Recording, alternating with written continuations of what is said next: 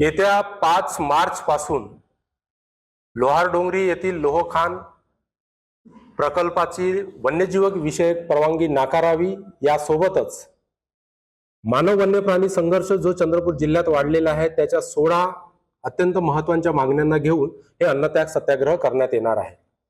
तर चंद्रपूर जिल्हा हा वाघांचा जिल्हा म्हणून जसा आज आपण ओळखतो तसा सर्वाधिक वाघ मानव संघर्ष असणारा हा जिल्हा आहे। मागल्या 5 वर्षात 200 लोकांचा मृत्यू झालेला आहे। मागल्या कॅलेंडर वर्षात 47 लोकांचा मृत्यू आहे आणि ज्या भागात ही लोहखान प्रस्तावित आहे तिथे 18 लोकांचा मृत्यू झालेला आहे।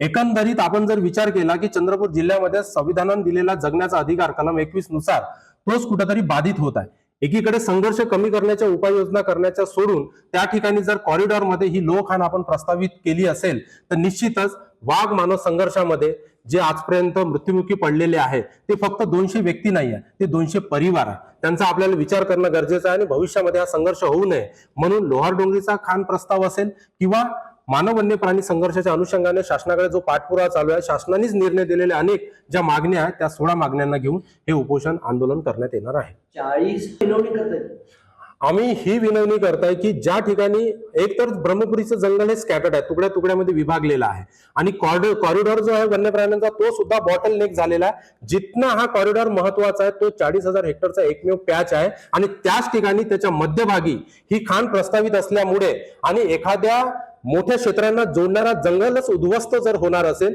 तर भविष्यामध्ये व्याघ्र संवर्धन असेल आणि संघर्ष जो वाढीचे कारण असेल ह्या दोन्हीसाठी पूरक असणार नाहीये। म्हणून राज्य वन्यजीव सल्लागार मंडळ असेल, राष्ट्रीय वन्यजीव सल्लागार मंडळ असेल, यांची ही प्राथमिक जबाबदारी आहे की हे व्याघ्र संवर्धनाच्या दृष्टीने ही खान नाकारली गेली पाहिजे आणि आम्ही उद्योग सल्लागार मंडळ आहे अशी भूमिका घेता कामा नये।